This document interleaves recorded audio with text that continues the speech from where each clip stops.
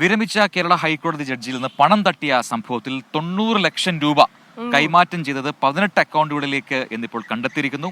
അക്കൗണ്ടുകളിലുള്ള 28 ലക്ഷം രൂപ മരവിപ്പിക്കാൻ പോലീസ് നടപടി ആരംഭിച്ചിട്ടുണ്ട്. ശ്യാംകുമാർ ആണ് കൊച്ചിയിൽ നിന്ന് ചെയ്യുന്നത്. Shyam, very good morning. തീക്കട്ടയിൽ ഉറുമ്പരിക്കുക എന്നൊക്കെ കേട്ടിട്ടേ ഉള്ളൂ. ഇത് വിരമിച്ച ജഡ്ജിയിൽ നിന്ന് 90 ലക്ഷം രൂപ, 1 കോടിക്ക് 10 ലക്ഷം രൂപ. അമ്മാതിരി തട്ടിപ്പാണ്. ആരെയും വിശ്വസിപ്പിക്കാൻ പോകുന്ന രീതിയിലാണ് തട്ടിപ്പിന്റെ ഒരു രീതി.